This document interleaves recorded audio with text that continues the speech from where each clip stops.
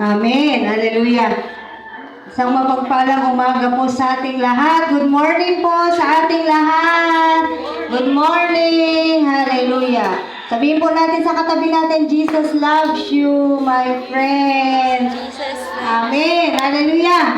February na po tayo. First Sunday of the month of February. Amen. At katulad po ng aming ipinangako sa inyo, ay meron na po tayo, yung children po natin hindi na sa hapon.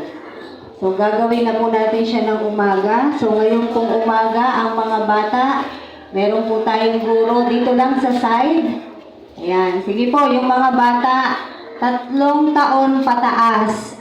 Pero yung mga kargahin ho, hindi pwede ho. 3 taon pataas po ang ikikater ng ating children. Mangyari po lahat ng mga batang 3 taon pataas. Punta po kayo kay Ate Tess. Yan. So every Sunday po ay magkakaroon na po tayo ng ganyang pagtuturo sa mga bata. No? Kaya patuloy niyong isama sa panalangin ang guro. No? Madagdagan po ng guro ang mga bata na to dahil kulang na kulang po tayo sa manggagawa talaga. No? Kaya sama niyo po sa prayer na magkaroon po tayo ng mga tagapagturo, willing magturo sa mga bata po. Amen. Hallelujah. At ito pong araw na to ay meron po tayong nagdiriwang ng kaarawan niya this day. No? Itong araw na to mismo, birthday po ni Ate RC. No? Nawa ay makadalo siya.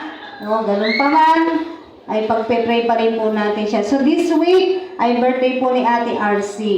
So manalangin na po tayo. Wala na po bang ibang magse-celebrate ng birthday? This week lamang po. Di ho ba weekly naman tayo nagpe-pray sa mga may kaarawan. This week wala. Si Ate RC lang for the day. Sige po, tayo po'y manalangin na. Lord, salamat po sa umaga na to. Tunay nga na napakabuti mo, napakadakila mo, at napakabait mo.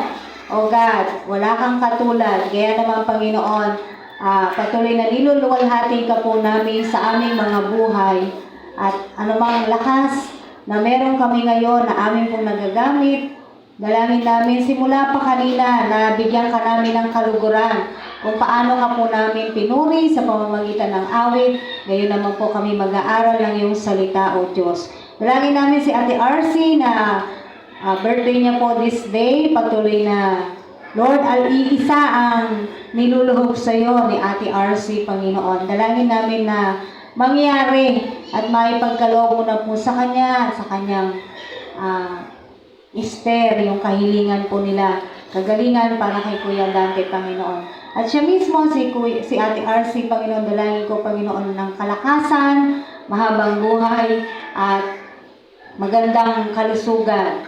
At ano pa po yung nilalaman ng kanyang puso, ay gawin mo pong masaya si Ate RC sa araw na to. In Jesus' name, Lord God. In Jesus' name. At sa bawat isa sa amin na naririto, Panginoon, patuloy na tinataas ka namin, O God, niluluwalhati, wini-welcome namin ang presensya ng banal na spirito sa aming pong kalagitnaan. At patuloy na manguna at maghari ka, Lord God, sa lahat po na aming gagawin sa umaga na to. In Jesus' name, Amen! Amen! Hallelujah! Purihin po ang Panginoon. At sabi ko nga sa inyo, napakabilis lamang po ng panahon. Ngayon po ay February na. First Sunday na po ng February. Amen. So, buksan po natin ang ating mga Biblia sa 2 Corinthians 5:7. Ito po yung ating pag-aaralan sa araw na to.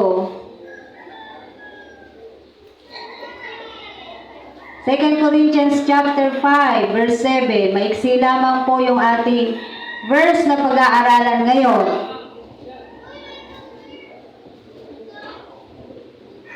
Ano pong sabi dyan? Basahin ko po siya sa NIV version. 2 Corinthians chapter 5, verse 7. We live by faith, not by sight. Amen. Yun lang po yung ating verse. Sa ibang version, for we walk by faith, not by sight. Hallelujah! Salamat Panginoon sa salita na ipagkakaloob mo sa amin sa umaga na to. In Jesus' name, Amen. So sabi po ng verse natin, for we walk by faith, not by sight. Pag-usapan po natin ang ating pong mga pananampalataya sa araw na to. Amen! Kung kumustahin po natin, kumusta po ang inyong mga pananampalataya? Ang inyong po bang pananampalataya ay lumalago? Ang inyong po bang pananampalataya sa Diyos ay umuunlad? Ang inyong po bang pananampalataya ay nagagamit araw-araw? Ang inyong po bang pananampalataya ay naisa sa pamuhay natin araw-araw? Kung i-rate mo yung pananampalataya mo, kapatid, ikaw mismo sa sarili mo, alam mo ang magiging sagot kung kumusta ang iyong pananampalataya. Amen. Bakit mahalaga po na pag-usapan natin ang ating mga pananampalataya? Una, kailangan ingatan po natin ang ating mga pananampalataya dahil dito sa pananampalataya na to, tayo po ay naniwala at nagtiwala sa Diyos. Amen po ba? No? Doon sa mga salita na narinig natin, remember, hindi natin nakikita yung Diyos. Pero bakit alam mo na may Diyos? Bakit naniniwala ka na may Diyos? Bakit naniniwala ka sa Biblia? Dahil yon sa ating pong pananampalataya. This is our belief. Ito po yung belief po natin. Amen. Di ba? Ang mga tao naman, may kanya-kanyang beliefs yan according to their religions. So sila, iniingatan nila yung pananampalataya nila. Tayo dapat ganun din. Ingatan po natin ang ating mga pananampalataya. Because of faith, we believe in God. Amen. And we have been saved. Tandaan po natin, hindi po tayo maliligtas ng ating pong mga mabubuting gawa. Although mahalaga na tayo po'y gumagawa ng mabuti, tayo gumagawa ng maganda, pero hindi dahil doon, kaya ka naligtas o kaya maliligtas ang tao. Balikan po natin yung Efeso or Ephesians 2, verses 8 to 9. Sabi po rito, Ephesians chapter 2, verse 8 to 9.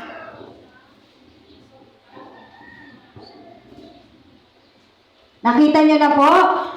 Ephesians 2, 8 to 9. For it is by grace you have been saved through faith. Sabi po sa NIV version.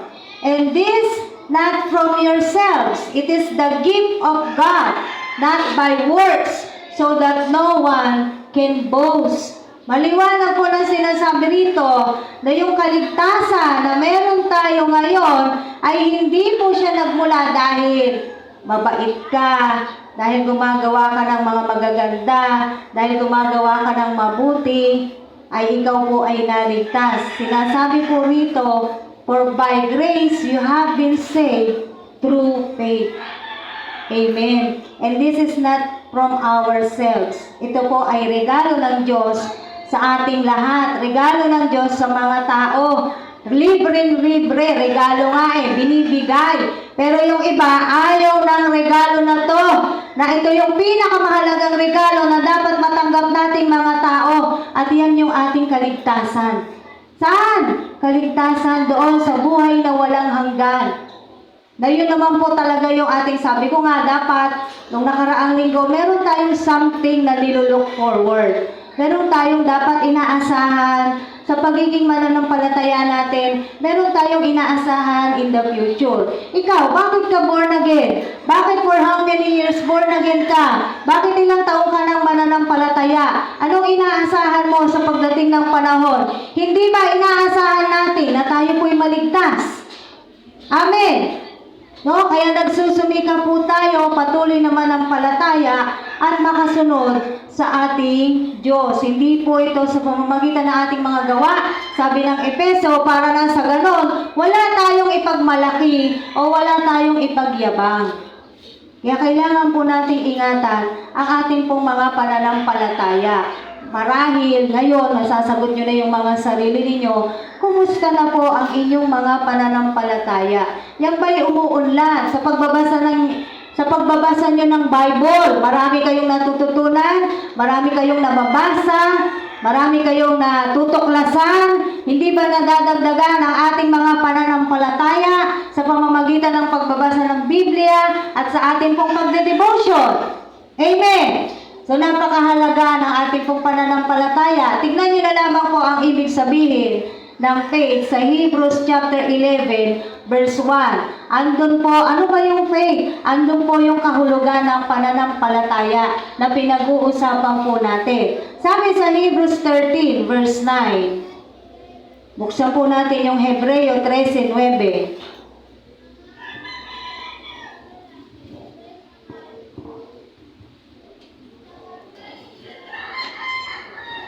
Nakita niyo na po, Hebrews 13 verse 9. Sabi po rito, do not be carried away by all kinds of strange teachings. It is good for our hearts to be strengthened by grace, not by ceremonial foods, which are of no value to those who eat them. Nakita po natin to sa Hebrews chapter 13 verse 9, pinaalalahanan po tayo ng Biblia na huwag tayong patatangay saan? Sa napakarami ng pagtuturo na meron tayo ngayon sa mundo natin. Basahin po natin siya sa Tagalog. Hebrews 13 verse 9. Sabi po rito, huwag kayong patangay sa sari-sari at kakaibang turo. Mas mabuti para sa atin ang mapatibay ang ating kalooban sa pamamagitan ng kagandahang loob ng Diyos kaysa sa pamamagitan ng pagsunod sa mga utos tungkol sa pagkain. Ang mga sunod-sunod dito ay wala namang natamong kapakinabangan. Ayan, kasi hanggang sa panahon ngayon, pinagdedebatehan pa rin ba? Isang halimbawa ng pinagdedebatehang pagkain, masama bang kumain ng dugo? Di ba? Pinagdedebatehan pa rin mo yan hanggang ngayon. Uy, ba't ka kumakain ng dugo? Di ba born again ka? Sabi sa Biblia, bawal kainin yan. Sa Old Testament, bawal na bawal. Yung dugo, patuluin mo sa lupa. Sabi ng Biblia, di ba? Nababasa natin yan. Patuluin mo sa lupa yung dugo ng hayop kapag sila'y kinakatay at huwag mong kakainin. Pero sa New Testament, di ba si Jesus Christ naman mismo ang nagsabi? Ano ba yung nagpaparumi sa tao? Ano yung nagpaparumi sa tao? Yung lumalabas sa kanyang bibig, hindi yung pinapasok niya sa kanyang bibig. At sabi din sa Hebreo, basahin na lamang po ninyo uli ang Hebreo, lahat ng pagkain na mayroong pagpapasalamat sa Diyos ay mabuti. Kumbaga, ganito na lang, sabi, para magkatapusan pagdating sa usapang pagkain. Kung nakukonsensya ka na kainin yon, huwag mong kainin. Kasi nakukonsensya ka eh. Kumbaga, hindi ka payapa na kainin mo yon. Example, hindi ka payapa na kumain ng dinuguan, di huwag kang kumain ng dinuguan. Tapos, wala nang debate-debate. It is just according to your conscience. Amen! Nakukonsensya kang kumain ng inihaw na dugo, eh di huwag kang kumain. Huwag mo namang sasabihan yung kumakain. Kasi hindi siya nakukonsensya. Ikaw lang, huwag mo siyang dadamay kung masarap ang kain niya sa dugo. Amen po ba? Sabi rito, anong dapat nating gawin? Kasi ito yung mga, huwag tayong patangay sa sari-sari at kakaibang turo. Remember, nagbilin din si Paul. Kapag may dumating sa inyo na iba ang turo niya, anong sabi? Huwag mong tatanggapin. Huwag niyong tatanggapin. Nabasa niyo na po ba yan sa Biblia? Pag may dumating dyan na iba yung turo, huwag tatanggapin. Kaya hindi lahat ng turo at nagtuturo ay dapat nating tanggapin. No? Salain po natin. Tingnan natin mabuti. Sabi rito, huwag kang patangay sa sari-sari at kakaibang turo.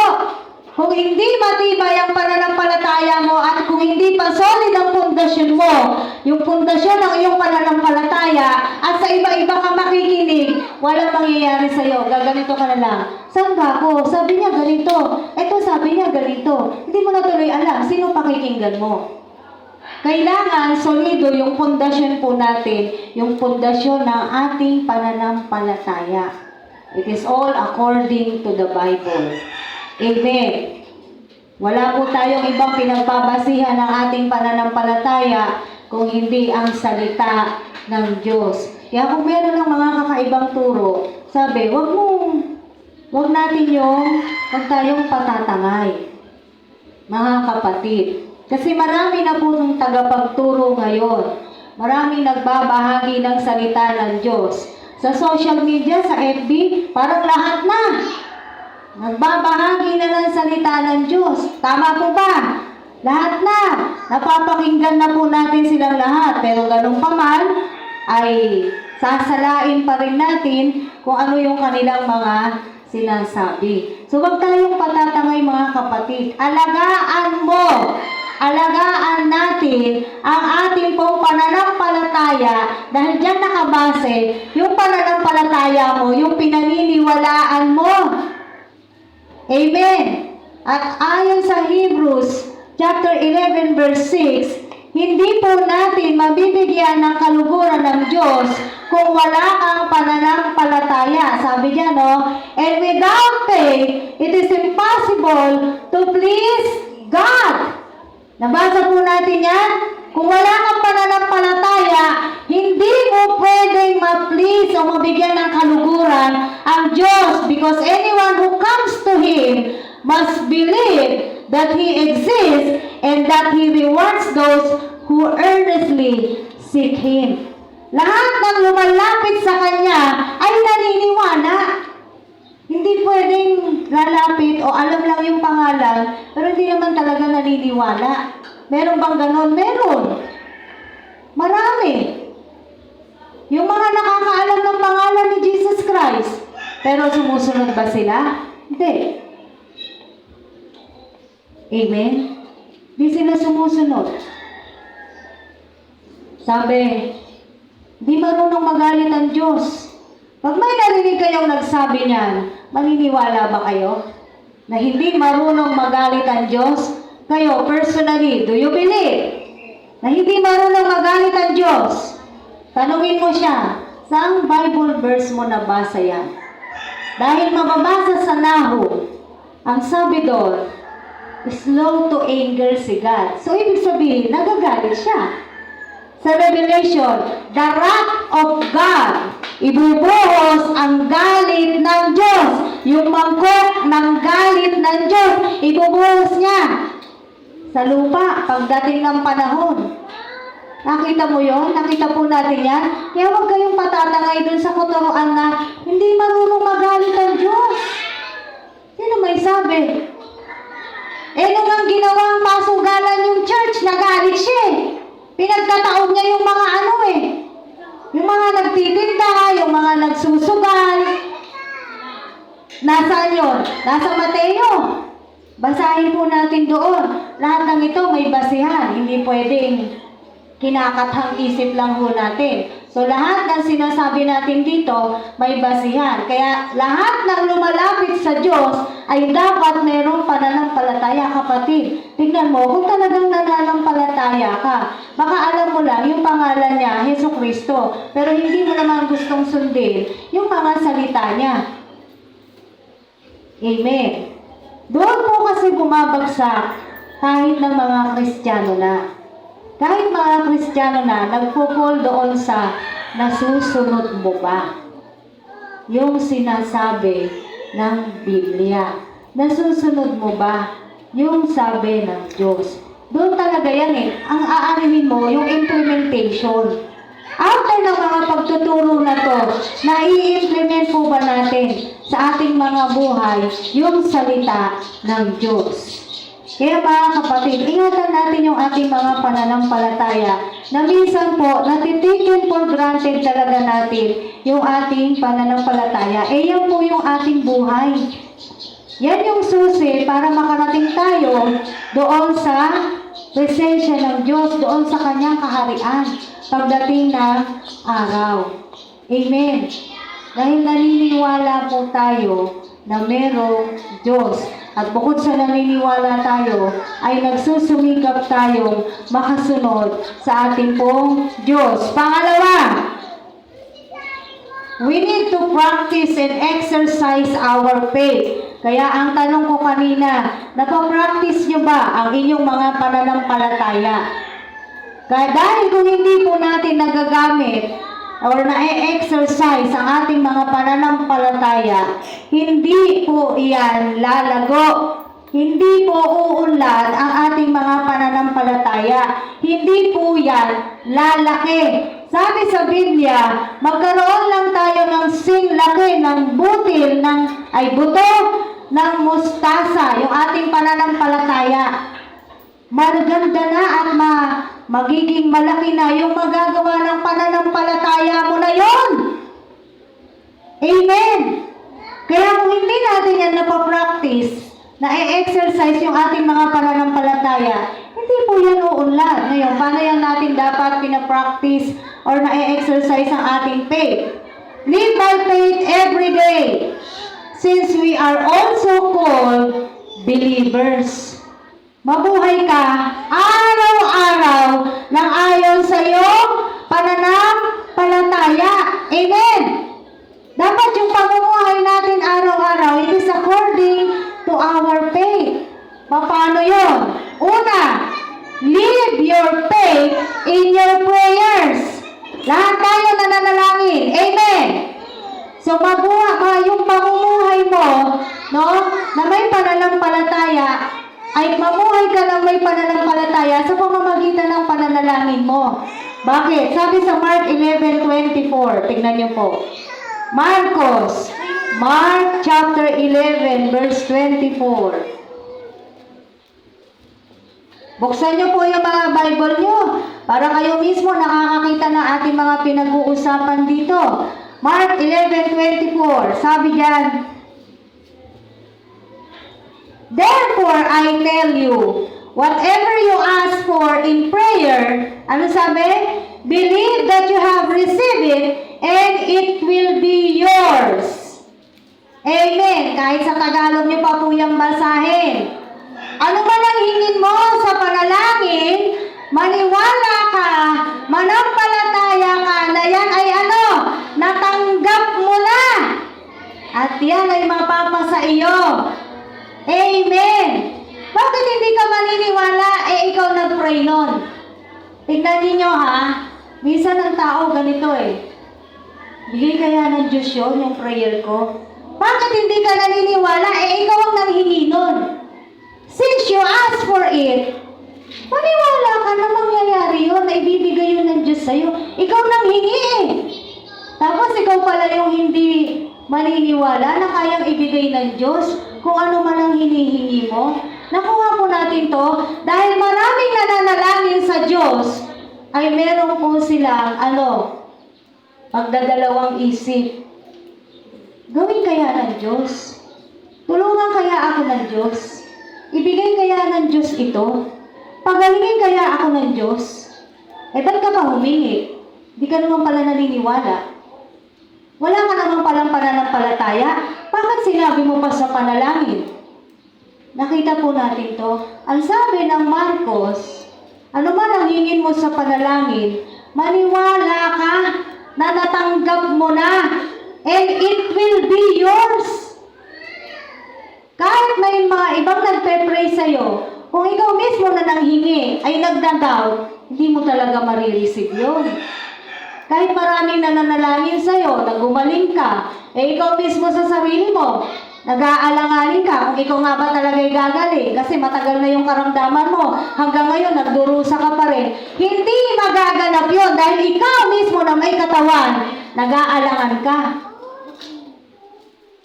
Nakuha po natin to. Ito yung mga minsan ay natitaken for granted na or yung mga verse na hindi talaga inuunawa. Kasi pag sinabi nila, nag-pray naman ako kay God. O, nag-pray ka nga. Naniniwala ka ba? Hindi masyadong, alam mo yun, yung minimeditate, hindi inumuya. Mabasa lang na gano'n, pray whatever you ask for in prayer. Believe. Alam mo yung mabasa lang yung mga gano'n, tumitigil na.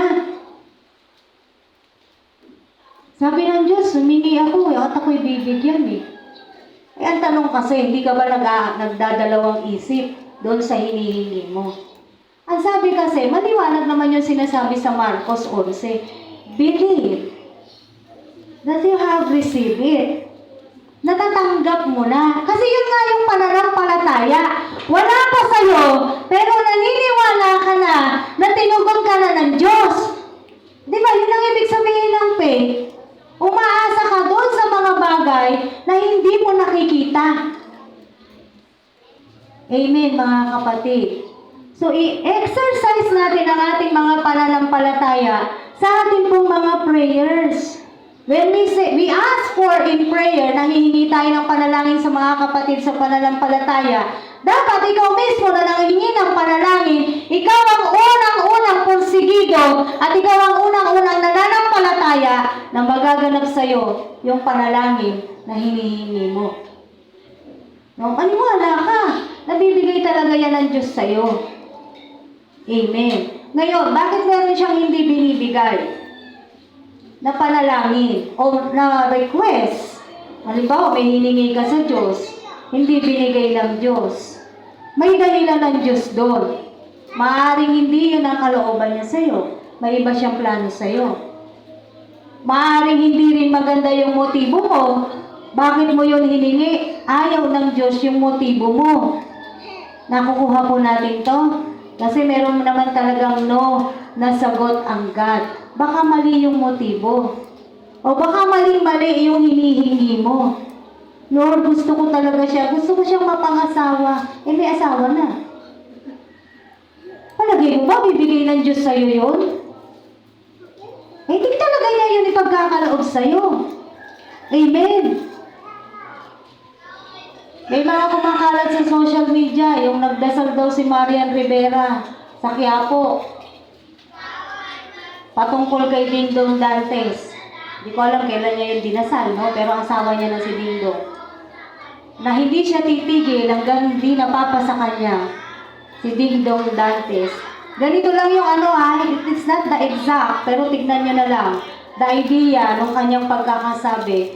Pero kahit anong mangyari, kukunin at kukunin niya si Dingdong. Kaya sabi ng ibang netizen, ibig sabihin pala, inagaw niya talaga si Dingdong kaya no? Sino dating girlfriend niya? Si Karil. Baka nga. Eh kasi yun yung prayer niya eh. Nagdasal daw siya sa Quiapo, kaya ngayon, ang saya-saya niya. Dahil asawa niya na si Dingdong. Yun po yung mga sinasabi ko. Yung mga simpleng gano'n, na kapag artista yung nagsasabi, alam mo yung pag sikat yung nagsasabi, ang mga tao, tangay na tangay. Napansin nyo? Pag sikat yung nagsasabi, paniwalang sakay na sakay. Yung mga tao. At pwede sasabihin pa, magiging inspirasyon pa nila yun. Yun naman pala eh. Binigay nga sa kanya si Dingdong eh. O di kahit may boyfriend, mapapasakin yan. Kasi hodang akitin ko yan. Maganda ba yun? Di ba hindi? Nakita po natin to. Kaya minsan, meron talagang hindi tinutugon ng Panginoon. Baka mali. Mali ang motibo, pangit. Hindi maganda yung motibo nung nangihingi. Hindi talaga yan ibibigay ng mabuting Diyos. Dahil ang Diyos natin ay mabuti. Ba't kanya bibigyan ng mga bagay na sa alam niya, yun ay galing sa hindi maganda. O gagawin mo in a way na hindi maganda. Ayaw ng Diyos yan. Amen. Kaya kapatid, sa prayer mo pala, ikaw na mismo yung nagtitiwala at buong pananampalataya na mangyayari at matatanggap mo yung panalangin mo. Na pag nanghingi ka ng panalangin sa iba, sa kapatiran, ay ikaw mismo yung malakas at matatag ang pananampalataya mo na yun ay magaganap sa iyo. Amen. Ako'y nagpapasalamat sa inyong mga panalangin dahil kung natatandaan niyo po, palaging pinagpe-pray ni Ate RC yung aking tagiliran. Eh, kung nare-remember niyo kung ang mga prayer request, palagi si Ate RC ang nagpe-pray. No? At dumating na sa puntong hindi ko na kinakaya yung sakit, kaya nagpa-check up na po ako dyan sa pinagtitunan. At nang itest yung aking urine, ay may nakitang blood. doon sa aking urine. Kaya sabi ng doktor, magpa-KUB ako. Kidney and urinary bladder na ultrasound. So in short, ginawa ko po yan. No? Salamat sa mga panalangin at salamat doon sa mga tumulong sa akin. Alam niyo po, habang ginagawa sa akin ng doktora yun, dyan sa sa Malabon, OPD clinic, no? Ganyan siya, ganyan. Mga ilang na yun, sabi niya, wala akong makitang bato. Tagilid ka nga. Lahat nata ng posisyon pinagawa niya sa akin. Tapos sabi niya, wala talaga akong makitang bato. Di niya ako nakatiis. Dok, okay lang kung wala kang makita. Sa isip-isip ko, ba't mo mapilit hinahanap kung wala talaga? Kasi yung po yung sa akin baka raw may bato sa ihi ko, sabi ni Doc doon sa yun naman doktora, ganyan ang ganyan dito sa aking ayaw niya akong pakawalan. Okay lang naman yun, kasi ang mahal ng bayad ko, no? Okay lang naman yun. Ang hindi ko alam nga kung matatawa ako o magagalit ako sa kanya kasi sabi niya, pinatalikod niya pa ako hanggang dito. Talagang lahat yan. Wala akong makitang bato. Sabi ko, Dok, salamat. Wala akong makitang bato. Dahil hindi ako pumunta rito para may makita kang bato.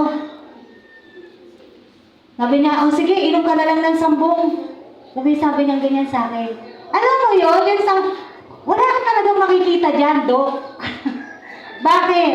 Inunahan na natin sa prayer. Amen? No? At talagang ako, bagamat may nervous po ako, sa totoo lang, aaminin ko sa inyo. Bago ako pumunta doon at isa lang, may nervous din ako. Lahat ng nakapila doon, ang ultrasound ay sa bato. Ibig sabihin, maraming nagkakasakit sa bato. Pare-pareho kami ng ultrasound, isa lang yung transb doon, yung babae. Kaming lahat, KUB.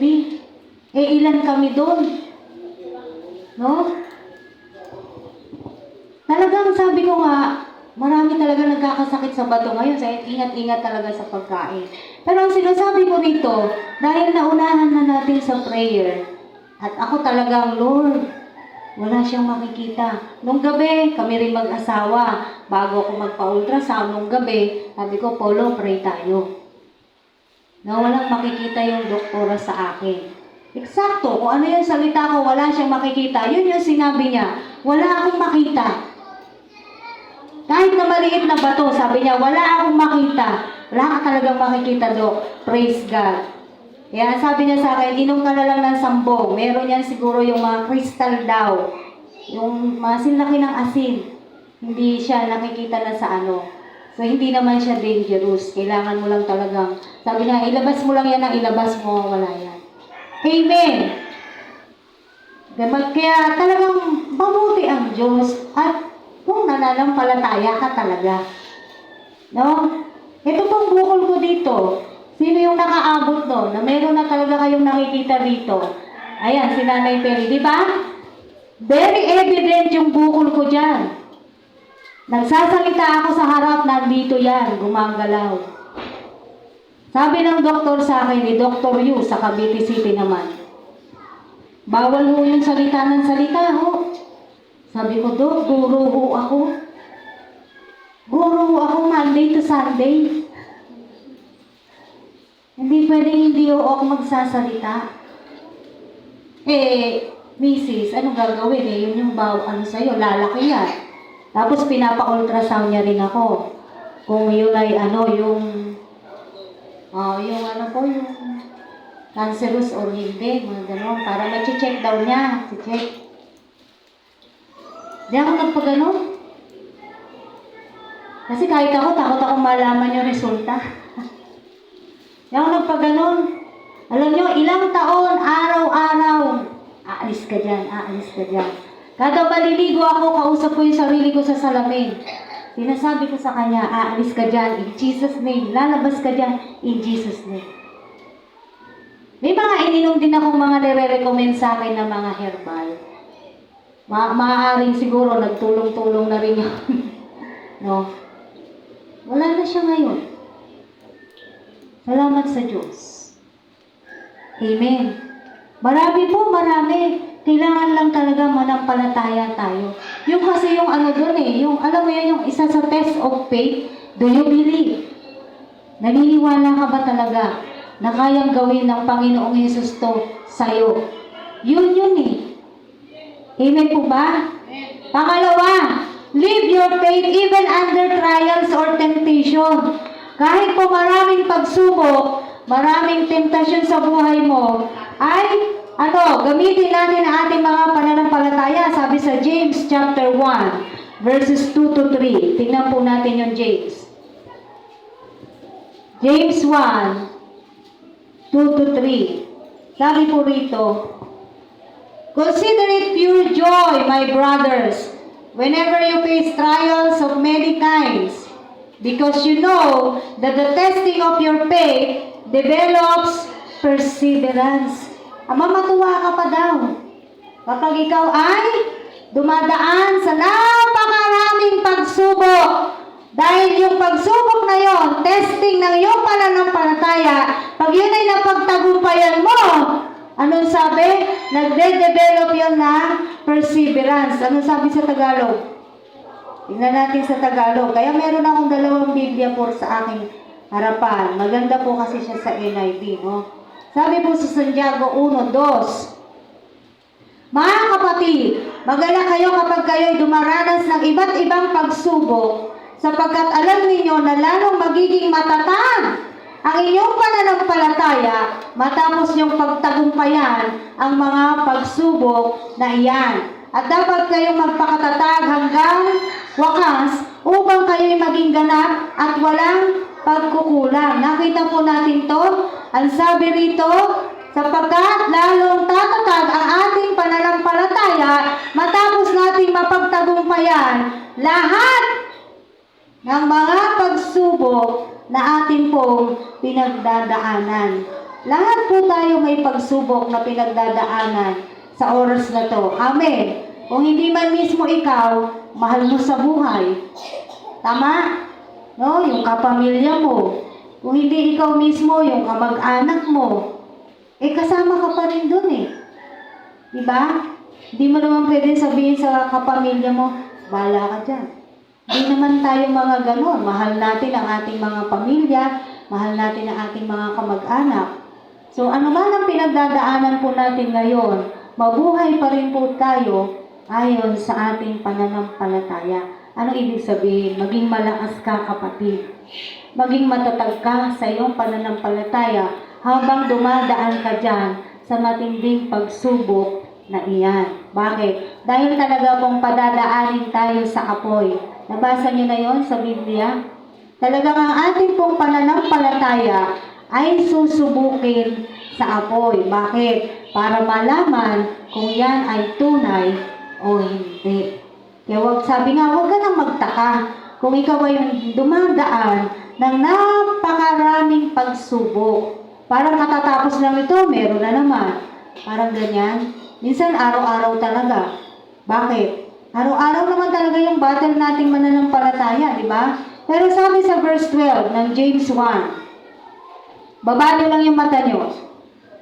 Sabi sa verse 12 ng James 1, blessed is the man who perseveres under trial, because when he was stood the test, o kailangan mapagtagumpayan mo yung test, ha? Because when he has stood the test, he will receive the crown of life that God has promised to those who love Him. Anong matatanggap? Doon sa magtatagumpay under trials? Crown of life na ang Diyos mismo ang nangako po nito. Hindi kung sino-sino ang nangako nito. Ang nangangako po na magkakaroon ng crown of life, ang isang magtatagumpay sa kanyang pananampalataya ay ang Panginoon. Hindi ba napakasarap nun? Si God mismo magsasabit sa iyo, maglalagay sa iyo ng corona. Parang kung ikaw ay estudyante at naka-receive ka ng award, sasabitan ka ng medalya ng magulang mo. Hindi ba masarap yon? Masarap sa pakiramdam nung sinasabitan. Masarap din yung pakiramdam nung nagsasabit. Kasi proud ka eh. Bakit? Ba, anak ko to. O, diba? Anak ko to. Oh. Proud na proud ka kahit naman di talaga nagmana sa'yo. Joke. Joke lang. Hindi, kasi proud ka talaga dahil anak mo yun. Ganon din ang God sa atin. Pagdating ng panahon, makakaharap tayo ng Diyos. At nawa mangyari ang mga bagay na to sa ating lahat. Ang God mismo maglalagay sa'yo ng crown of life. Sabi, when you stood the test, pag napagtagumpayan po natin yung ating pong mga pagsubok sa buhay po natin na ito. Amen. Doon sa mga natutokso, sabi ng verse 13, when tempted, no one should say, God is tempting me. Hindi po ang Diyos, hindi sa Kanya nagmumula ang tukso. For God cannot be tempted by evil, nor does He tempt anyone. But each one is tempted when, by his own evil desire, he is dragged away and enticed.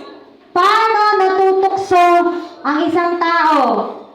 Maliwanag sinasabi rito hindi galing sa Diyos ang tukso. Bakit? For God cannot be tempted by evil. Remember, 40 days na nag-fast ang Panginoong Jesus, nandun din si Satanas, nagtagumpay ba siya sa panunukso? Hindi. Kahit gutom na siya noon. Remember, katawan tao siya noon, Sabi diyan, God cannot be tempted by evil, nor does He tempt anyone. Wala din siyang tinutukso. Dahil trabaho ng demonyo, yung nanunukso, hindi po sa Diyos yan. Kung matukso ka daw, dahil yon sa meron kang evil desire. Hindi yung kagagawa ng Diyos. Hindi rin yung kagagawa ng manunukso.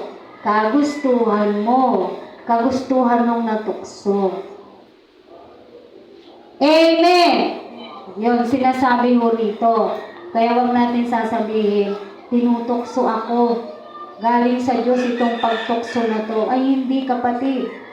Walang masamang bagay na nagmumula sa Diyos. Sabi po sa verse 16 to 17, James pa din, don't be deceived, my dear brothers. Every good and perfect gift is from above. Ito yung sinasabi ko, Every good and perfect gift is from above, coming down from the Father of the heavenly lights, who does not change like shifting shadows. Hindi siya nagbabago. Kaya huwag tayong malilin lang din sa mga, baka merong mga nagtuturo na ang sa Diyos galing yung mga pagtukso. Hindi po.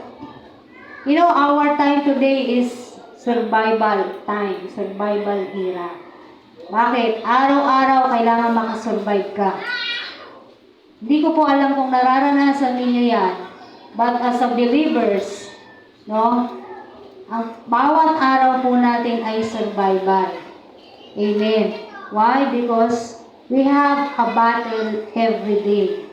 Meron po talagang labanan tayong mga mananampalataya araw-araw. Kaya paano kung hindi ka nananampalataya?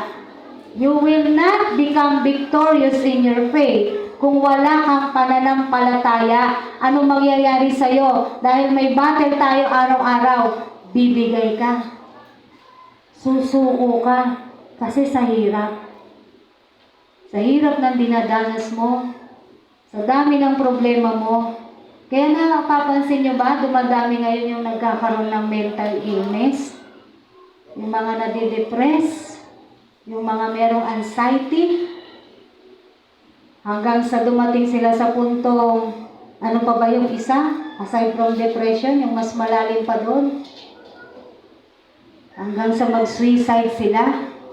Dahil hindi na kinakaya ng kanilang isip, ano man yung kanilang pinagdadaanan. Why? Walang faith. Pag walang faith, walang Diyos. Amen! Ano po? Kaya survival era po tayo ngayon. Sa araw-araw na binibigay ng Diyos sa atin, kailangan mapagtagumpayan po natin ang bawat araw. Anong battle kadalasan ng mga tao ngayon? Pera. Sakit. Ito na lang yung general. Tama po ba? Ang kadalasan o normal na nagiging battle ng mga tao ngayon, yung sakit at saka pera. Yan po talaga yung binabattle ng mga tao ngayon. Kung hindi nga ikaw, yung mahal mo naman sa buhay, apektado ka rin. Battle mo pa rin yun. Lalo na kung yung mahal mo sa buhay ay hindi pa naman talaga nananampalataya sa Panginoon. Sinong makikipag-battle sa panalangin? Hindi ba ikaw? Ikaw na mananampalataya? Sino bang luluhog sa Diyos? Ikaw na nakakakilala sa Diyos. Ikaw na nakakaalam ng katotohanan. Yung battle sa'yo. No? Yan po yung normal na nagiging battle ng mga tao ngayon. Ang pera at ang sakit. Kasi alam ng demonyo, once na ginalaw mo ang katawan ng tao, mahihirapan na yan. Mahihirapan na yan mag-share. Diba? Paano mo sasabihin kung ikaw ay may sakit na mabuti ang Diyos? Hindi yan magkakapagbigay ng testimonya. Dahil magkakaroon niya ng mga alinlangan sa kanilang mga puso, sa kanilang mga isip, kasi nga may sakit sila. No? Yung walang pera, paano mo sasabihin na naniwala ka lang sa Diyos, sa Kanya ang langit at lupa, eh ikaw mismo wala kang pera. Hindi ba nagiging battle yan kahit na mga Kristiyano na? Amen? Pero alam nyo, masarap sa Panginoon. Yung bawat araw na nagtatagumpay ka sa battle na to, lalo mong pupurihin at pasasalamatan ang Diyos. Dahil nararanasan mo Nararanasan mo yung pagmamahal niya, nararanasan mo yung paghawak niya sa'yo, yung pangako niya sa Hebreo, anak, di kita iiwan, ni pababayaan man. Totoo ang Panginoon doon. Totoong-totoo siya doon sa pangako niya na yon, na hindi po siya nangiiwan at hindi ka rin niya pababayaan. Ano lang gagawin natin mga kapatid? Manampalataya at magtiwala sa Diyos. So let us exercise our faith. Kahit na meron po tayong mga pagsubok, kahit marami po tayong pinagdadaanan, mabibigat po yung ating pinagdadaanan, exercise your faith. Panghuli, live your faith in your character. Because we are representatives of God. We are ambassadors of Christ. Di ba ang tawag po sa atin, ambassadors? Tayo po yung mga representative ni Kristo. So we must live our faith even in our character. Paano yon? Live with the Holy Spirit that is within you. Hayaan mo ang banal na Espiritu ang maghari sa iyo at masunod sa buhay mo. And then your character, it will show in your character that you are a child of God. Doon talaga yun eh. Yung sinasapamuhay mo ang iyong pananampalataya kahit na sa iyong pag-uugali. Lahat tayo may masamang ugali. Amen! Pero isuko natin sa Panginoon. Di naman po yan magic din na basta mawawala.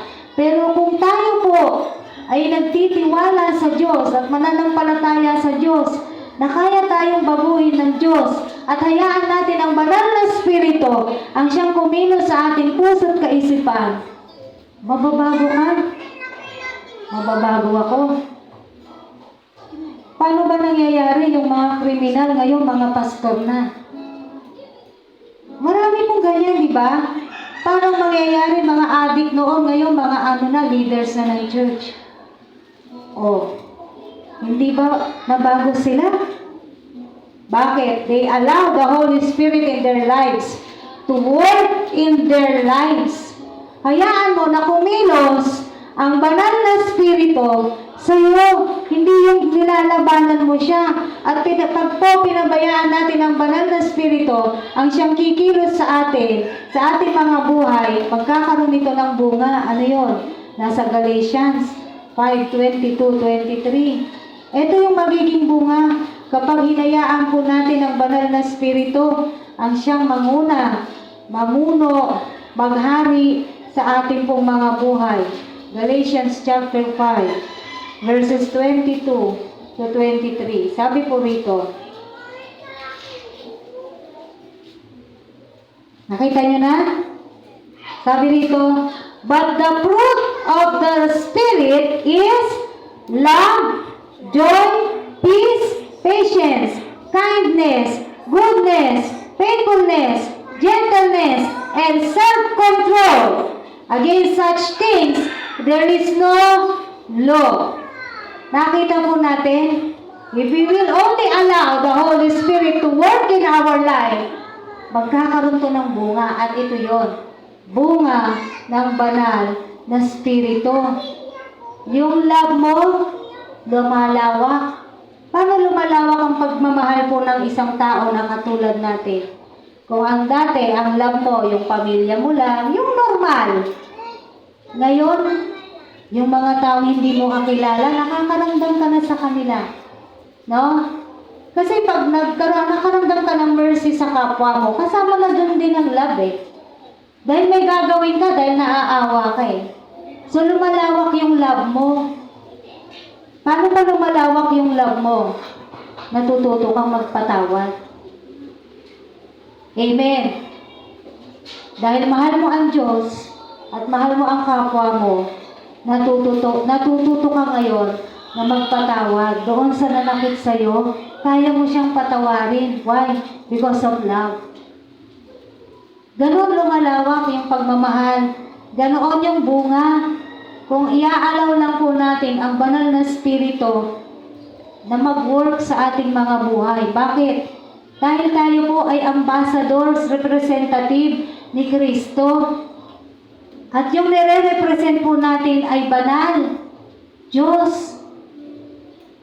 Amen. So pag nire-represent mo yun, kailangan nakikita din sa'yo.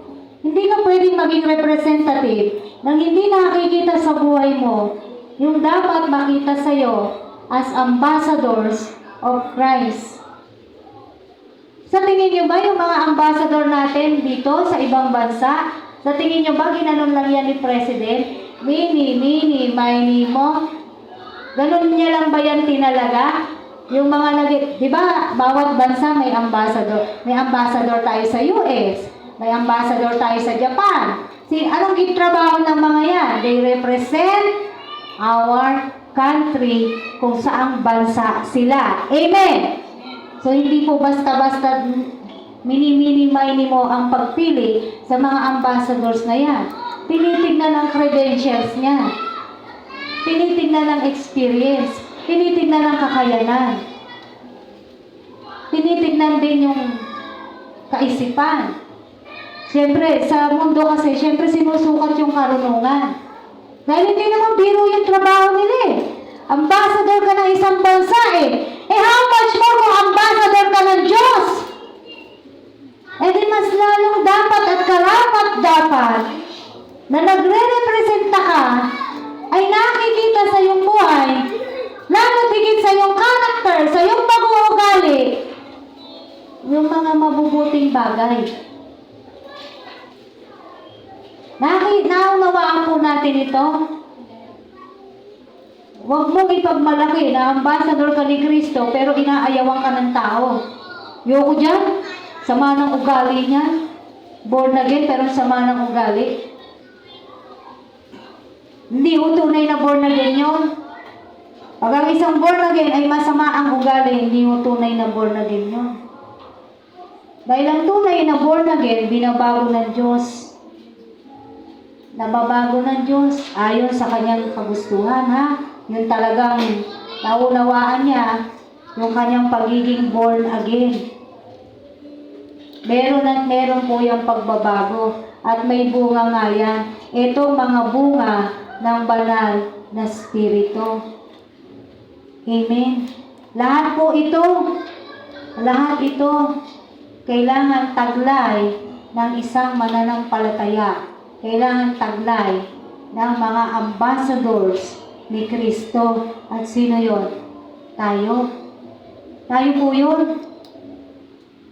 Amen. Tayo po yun. Kaya kapatid, hindi po tayo basta-basta. Mabigat po yung ating dala-dala. Bakit? Dala mo yung pangalan ni Kristo. Dala mo yung pangalan ng Diyos.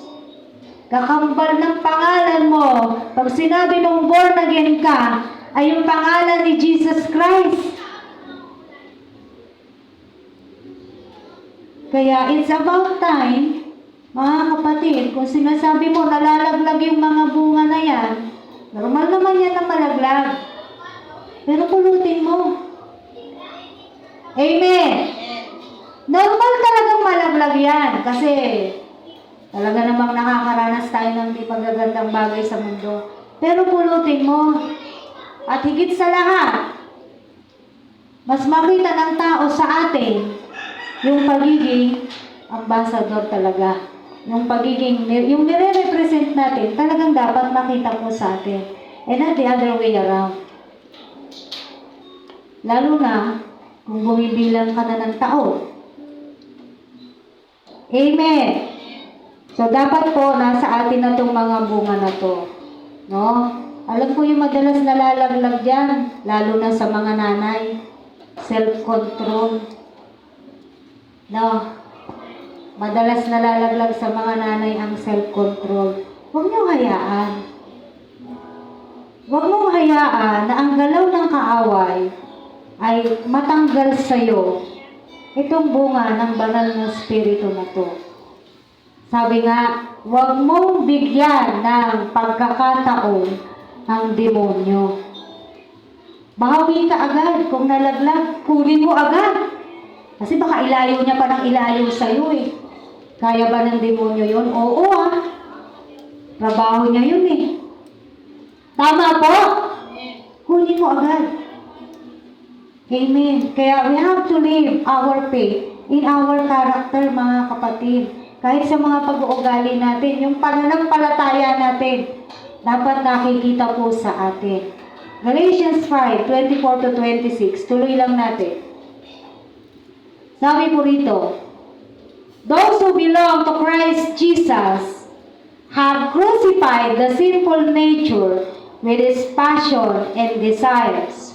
Since we live by the Spirit, let us keep in step with the Spirit. Let us not become conceited, provoking, and envying each other. Amen. Lahat daw po ng nabibilang kay Hesus Kristo, ano daw? Iniiwan na, nabubuhay na siya doon sa pagkatawag ng Diyos sa kanya, iniwan niya na yung kanyang sinful nature. Iniiwan na yung kasalanan. Dahil hindi na po tayo dapat nabubuhay sa kasalanan. Lahat ng nabibilang kay Kristo, Jesus, iniiwan na ang kanilang mga kasalanan. Amen. Kaya dalangin ko, nung nakaraang linggo, na nagpa-altar ko ng ating Diyos, dalangin ko na isuko na natin lahat sa Diyos yung mga bagay na hindi pa natin na isusuko.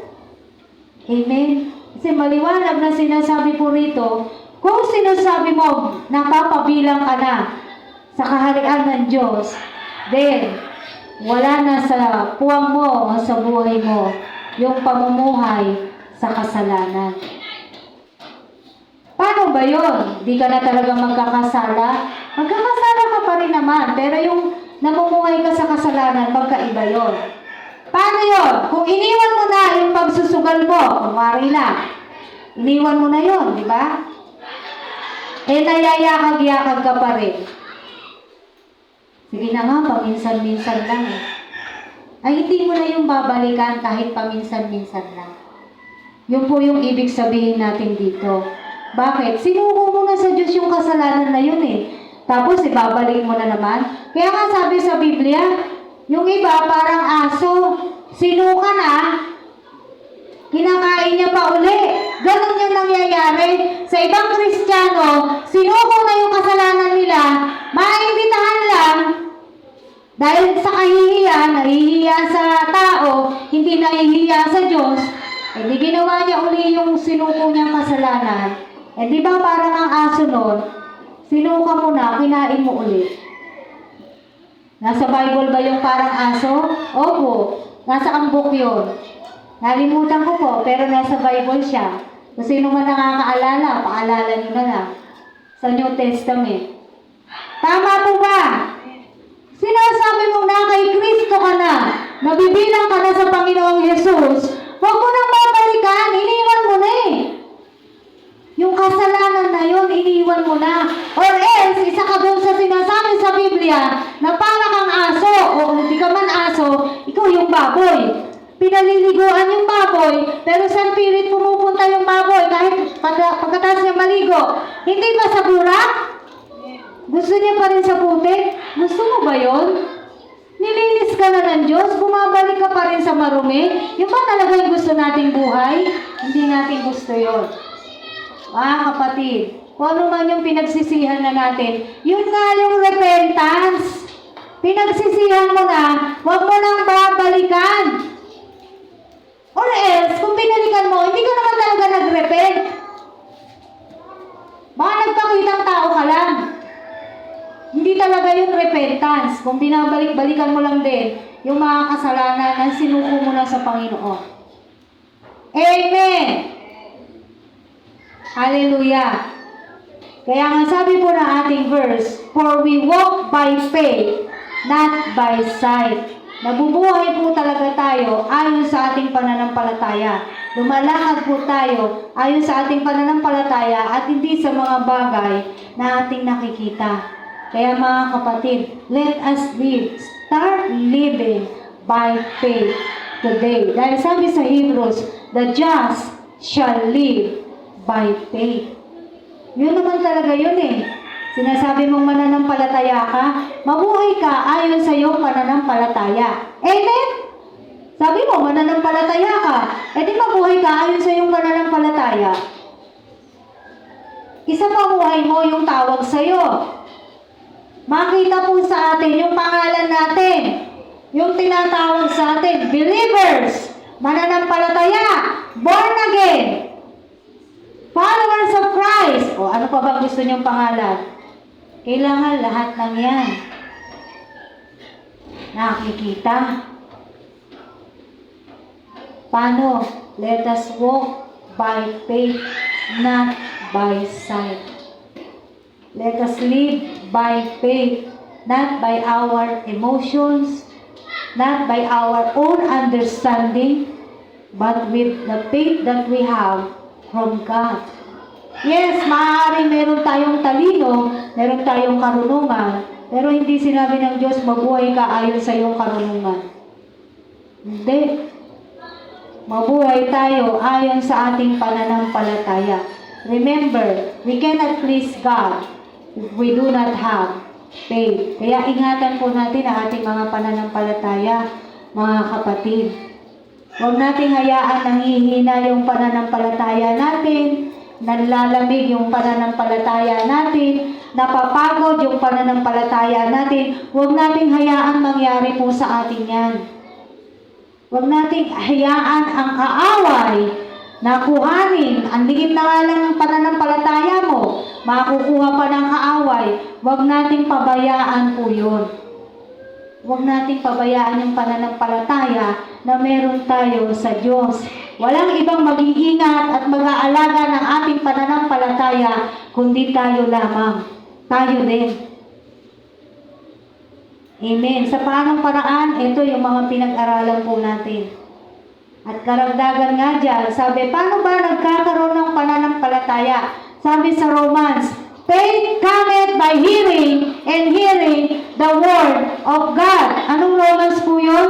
Balikan nga lang natin. Is that Romans 11 or 12? Okay, paunahan. Sino po unang makakita? Paano ba magkakaroon ng pananampalataya? Tingnan po natin. Sino nakakita na? Pero sa Romans po yun. Pasensya na po kayo. Alam ko siyang sabihin, pero hindi ko natatandaan yung kanyang, kanyang book. Ayan, Romans 10. Wala akong tinama. Romans 10:17. Buksan niyo yung mga Bible niyo. Romans chapter 10, verse 17. Sabi dyan, consequently, faith comes from hearing the message, and the message is heard through through the word of Christ. Sa Tagalog, kaya't ang pananampalataya ay bunga ng pakikinig at makakapakinig lamang kung may mga ngaral tungkol kay Kristo. Nakita po natin to. Kaya gano'ng kahalaga yung pagdalo sa gawain na merong nagsasalita na ganito at nakikinig kayo dyan. Hindi ba inaalagaan ng Diyos ang ating mga pananampalataya? Linggo-linggo, may word of God. Kada Miyerkules, may word. Kada Biyernes, may word. E di, lumalago, nadadagdagan ang ating pong pananampalataya. Hindi siya basta programa lang. Nakita nyo ang bait ng Diyos. Ang mga anak ko, kailangan maalagaan ang kanilang pananampalataya, kaya kailangan palagi silang makakapakinig ng salita ng Diyos. Amen. Because faith cometh by hearing, and hearing the word of God. Ngayon, kung wala ka napapakinggan o ayaw mo nang dumalo, anong mapapakinggan mo salita ng Diyos? Tapos sinasabi ng tao, meron silang pananampalataya, hindi nga sila nag-church. Na-imagine niyo yung mga tao na nagsasabi na meron silang pananampalataya pero hindi naman sila pumupunta ng church. Saan sila nakikinig ng salita ng Diyos? Amen. Hallelujah. No? Mga kapatid, ginagawa nating maliwanag ang lahat ng bagay. Kasi baka hindi natin namamalayan, hindi na pala tayo nabubuhay ayon sa ating pananampalataya. When we have problems, takbo kay ganito, takbo kay ganyan, tawag kay ganito, tawag kay ganyan. Wala namang masamang humingi ng tulong, pero una tayong manampalataya sa Diyos. And then God will command those people. Kaya namang utusan ng Diyos kung sino man eh. Ibon nga, nauutusan niya. Ayop nga, nauutusan niya. Lahat kaya niyang utusan. Lahat kaya niyang pagalawin. Dahil walang imposible sa Diyos. Kaya bakit hindi tayo mauna sa Diyos humingi at magsabi, bago ka tumawag kung kani-kanino, tumawag ka muna sa ating Diyos. Amen, mga kapatid. Ingatan po natin ang ating mga pananampalataya. At hindi porke sikat yung mga nagsasalita, yung mga napapanood niya sa social media, nababasa niya sa social media, sabi po, paalala sa atin dito, huwag kayong patatangal. Palagi ko itong sinasabi kahit sa mga estudyante ko. Piliin nyo, no? Piliin nyo yung maganda. Kunin nyo yung maganda. Kung nakikinig ka man sa iba, kunin mo yung magandang turo niya. Pag basura, itapon mo. Amen. Dahil ang ginagawa sa basura, tinatapon. Amen. Tayo po ay manalangin at ihanda natin ang ating mga sarili. Dahil unang linggo po ngayon ng buwan, magpasaliksik po tayo sa Diyos dahil magkakaroon po tayo ng communion po natin kung paanong aalalahanin natin ang ginawa ng ating Panginoong Yesus doon sa krus ng Kalbaryo. Hallelujah. Tayo po'y manalangin. Hallelujah. Maraming salamat, Panginoong Diyos, sa umaga na to. Na kami po, Panginoon, ay ibinalik mo doon sa pinakadapat at pinakapundasyon ng isang taong naniniwala sa iyo. Yung pananampalataya po namin. Salamat po. Kasi baka nga hindi na kami nabubuhay ayon sa aming pananampalataya. Baka nga akala namin, porque umaattend kami, baka akala namin nagtitiwala pa kami sa iyo, yung pala hindi na. Kaya salamat sa iyong katuruan. Maging sa mga karakter po namin, pag-uugali po namin. Sabi mo, Lord God, we should live and walk by faith, not by sight. And we thank you for this, Lord God. We thank you for the word. Thank you for the faith that we have. For you have said in your word, without faith, it is impossible to please you, Lord God. Kaya, Lord, marahil maliit pa lang yung pananampalataya na meron kami ngayon. Pero salamat sa natutunan namin ngayon, minsan pa. O Diyos, dalangin namin sa bawat araw, O God, At sa bawat mga salita na naririnig namin, lumago, lumaki ang aming mga pananampalataya at magtagumpay kami bawat araw. Sa struggle po namin, Lord God, makapamuhay po kami bilang isang mananampalataya. Kaya salamat po. Sa umaga na to, O Diyos, minsan pa kami po, O God, ay magte-take ng communion element. Aalalahanin namin at patuloy na naaalala namin at hindi nawawala sa aming puso't isip yung ginawa mo doon sa krus ng Kalbaryo, yung inalay mong buhay para lang sa amin, Panginoon. Salamat po, O Diyos. At kami, Panginoon, kung mag-partake kami nito, patuloy na masaliksik mo yung puso namin, masaliksik mo yung isip namin. Palaging hindi naman kami deserving sa iyo, God. Pero dahil sa walang sawa mong pag-unawa at napakabiyaya ng iyong pag-ibig, ay nagiging deserving kami sa iyong banal na harapan. Ya God, sinusuko namin sa iyo ang lahat sa aming mga buhay. At minsan pa, basbasan mo ang mga communion elements na to, Lord God, kung paanong mabigyan ka namin, Lord God, ng tunay na pagpapahalaga at tunay na paggalang. In Jesus' name, hallelujah.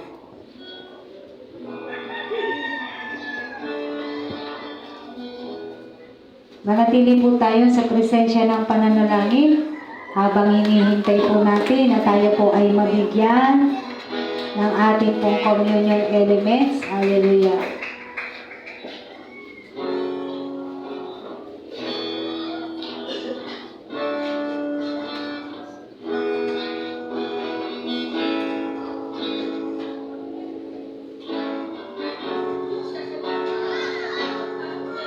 Amen. Kung handa na po ba tayo?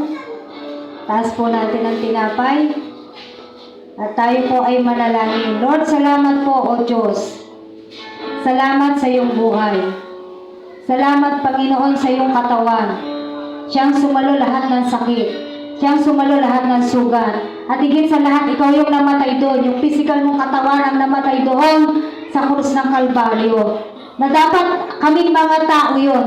Dahil para sa amin naman talaga yung mga yun, Panginoon. Pero dahil sa laki ng pag-ibig mo sa amin, Lord God, ginawa mo ang lahat ng ito, Lord God, na wala kang hinihinging kapalit, O Diyos. Salamat sa pag-ibig mo. And as we partake this, Lord God, this illustrates your body, Lord God, we really hope and pray, Panginoon, na talagang kami, Panginoon, ay makapamuhay ayon sa aming mga pananampalataya, ayon sa mga salita mo na binibigay mo po sa amin, O Diyos. Kainin po natin.